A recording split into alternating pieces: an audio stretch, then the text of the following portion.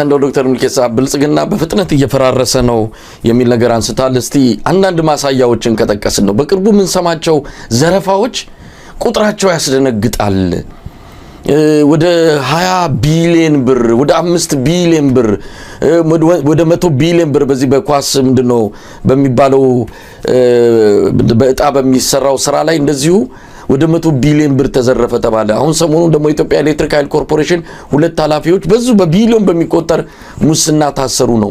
በጣም ለጆሮ የሚያምነው ይሄን እንግዲህ ብር የሚዘረፈው ከዚህ ከደሃ ህዝብ ነው። ልክ ካስክሬን ላይ ከፈን የማንሳት ያህል እኮ የሚቀፍ ነው። ከኢትዮጵያ ህዝብ ላይ ብር ወስደ ለራስ ጥቅምና ፍላጎት የምታውል መሆኑ በአሁን በአብይ አህመድ ዘመን በጣም በሚያስደነግጡ ቁጥሮች የተሞሉ ሙስናዎች ናቸው እየተፈጸሙ ያሉት። ምናልባት ይሄ ወዴት ሊወስደን ይችላል? ትንንሽ አሳዎች እየተያዙ ነው። ወደ ትልልቆቹ ይመጣል ወይ? ዘረፋው ቤተ መንግስት ድረስ ነው ያለው። እንደውም የሙስና ዋናው ቤት የጠቅላይ ሚኒስትሩ ጽህፈት ቤት ነው ይባላል። ስለዚህ ይሄ አካሄድ ወዴት ይወስደናል? አብዮት ልጇን ትበላለች። ብልጽግና የገዛ ባለስልጣናቱን በየሰልፍ ወደ እስር ቤት ያስገባል። የት ላይ ሊቆምስ ይችላል? ብልጽግና በመሰረቱ የሙስና ስርዓት ነው። ከጅምሩ ቢሮአችሁን አሳምሩ ተብሎ በትዕዛዝ ሲሰጥ ለሁሉም ሚኒስቴር መስሪያ ቤት ሁሉም ቢሮ አካባቢ ቢሮአችሁን ጸዳ አድርጉ፣ ውድ የሆነ ልብስ ልበሱ፣ ምንም ችግር የለም፣ ከመንግስት ካዘና ውሰዱ፣ ስረቁ፣ ግን መጠኑን ተቆጣጠሩ ታየም ብለዋል። ይሄንን ታየ ያለበት ስብሰባ ላይ ነው ይሄንን አቅጣጫ የሰጠው።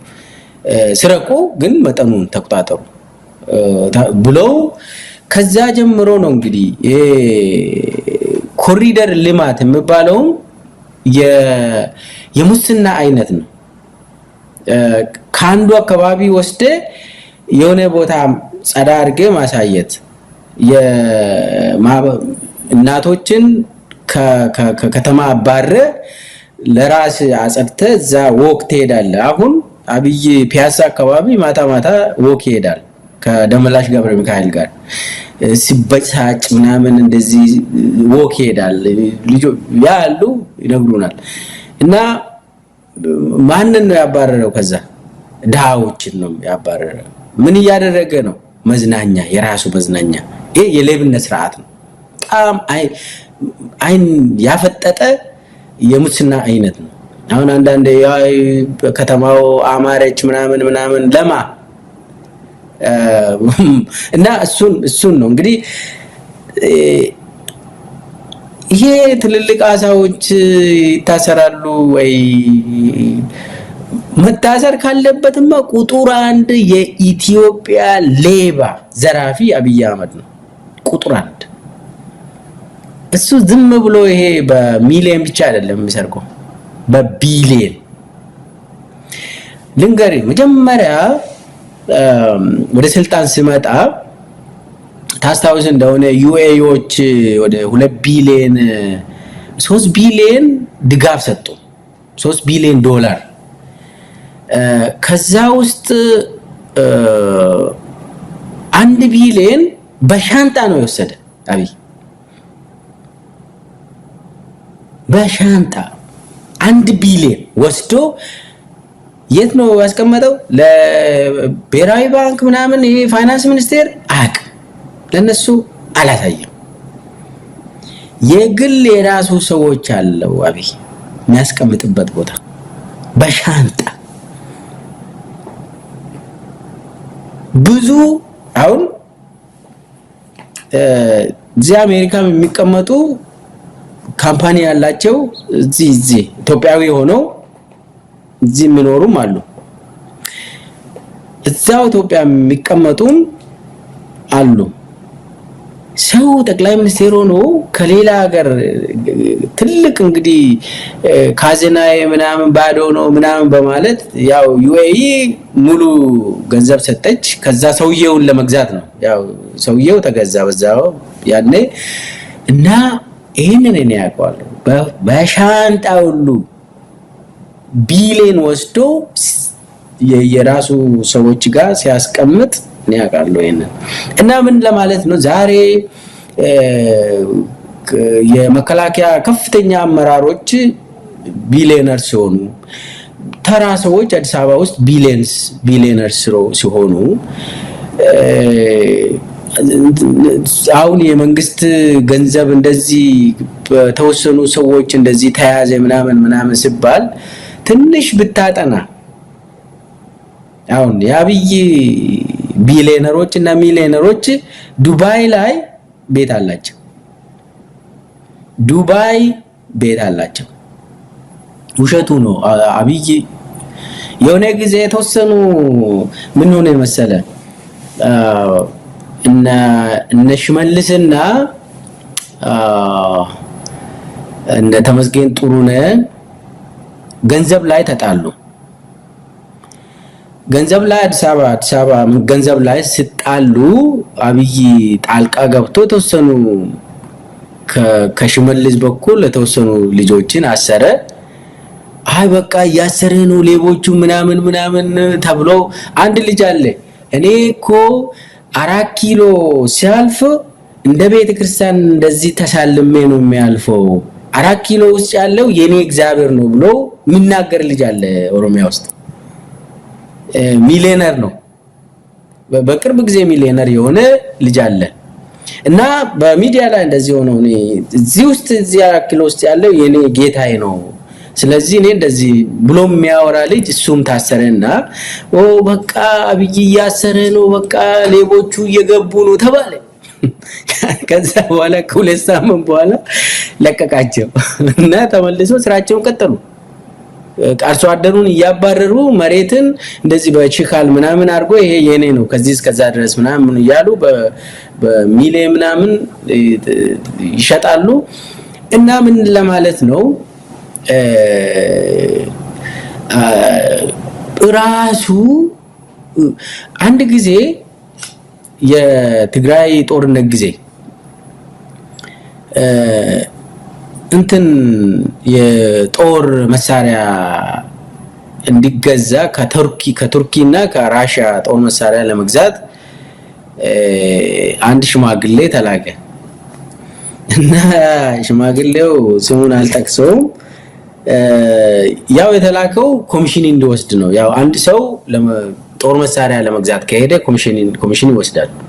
ኮሚሽን ወስደው ከዛ ምንድነው ያለው ድሮኖቹ ሲገዙ ያለ ጫረታ ነው የሚገዙት። እዛው ተነጋግረ እንግዲህ የኢትዮጵያ ግዢ ያሰራር አለ። ዝም ብለ እንደ በቃ ክሬን ካምፓኒ ጠርተ አንድ 10 ድሮኖችን 5 ድሮኖችን ላክልኝ ምናምን አትልም። ትልቅ ገንዘብ ነው። ኦፊሻሊ ሊወራረድ ይገባል።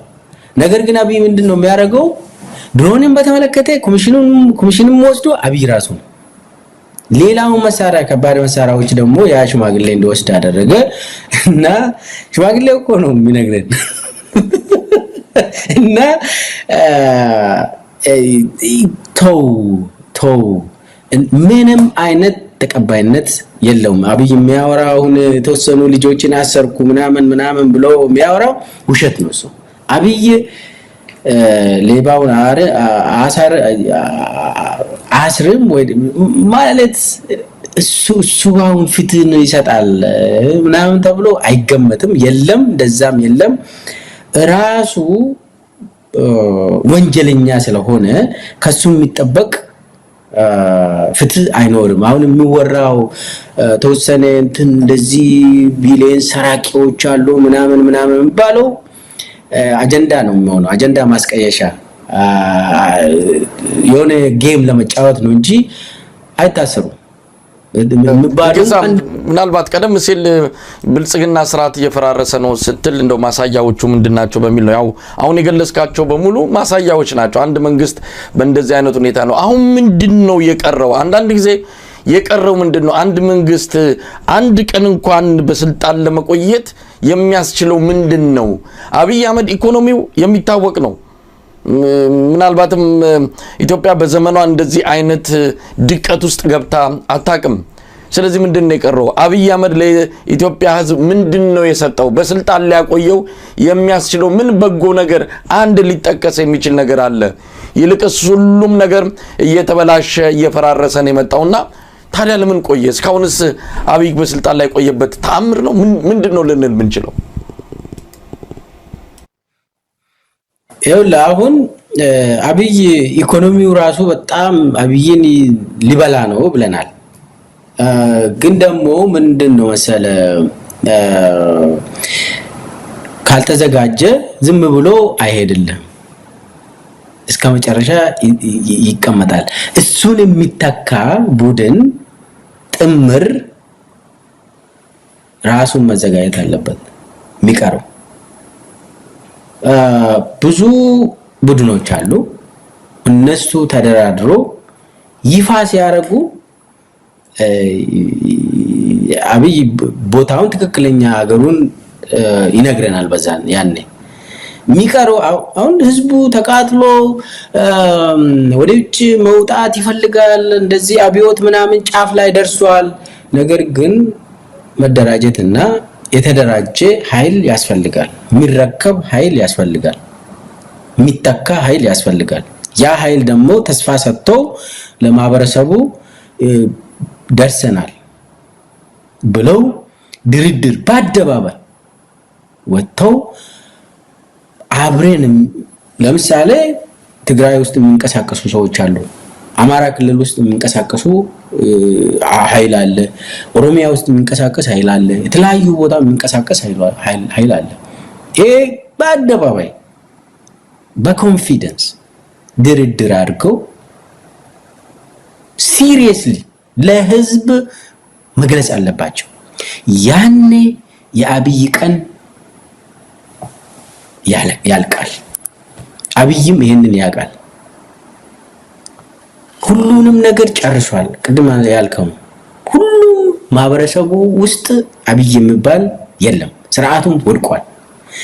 እና አንዴ ይኸውልህ መንግስት የሚባል ጭንቅላታችን ውስጥ ነው ያለ መሳይ። አንዴ ማህበረሰቡ መንግስትን ከጭንቅላቱ ካወጣ በመሳሪያ በጠመንጃ መንግስትን መፍጠር አትችልም። መንግስት ኮንሰፕት ነው። መንግስት is an idea። በህሊናችን ውስጥ ምን በጭንቅላታችን ውስጥ ያለ መንግስት አለ፣ ህግ አለ ብለህ አምነህ መሄድ ነው ያለብህ፣ መቀበል አለብህ። ያ ሞቷል። ምንድነው የሚቀረው? ሌላ መንግስት አለ። ያ ተስፋ የሚሰጥ መንግስት አለ።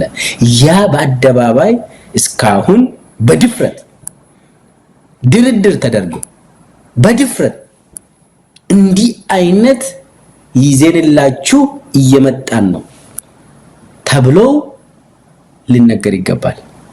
ይሄ ደግሞ ኢትዮጵያ ሰፊ ነች። ኢትዮጵያ ሰፊ ነው እና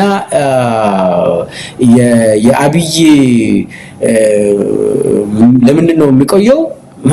አዲስ የሚተካ አካል እስካልመጣ ድረስ አዲስ አበባ አይደለም እዛው ቤተመንግስት ውስጥ የቤተመንግስት መንግስት ሆኖ የቤተመንግስት አስተዳደር ሆኖ እዛውም ሊቆይ ይችላል። እንደ ሲሪያ ደማስቆ ውስጥ ለብዙ አመታት የቆየው ሰውዬ ነበር። የተደራጀ ኃይል ያስፈልጋል ለማለት ነው።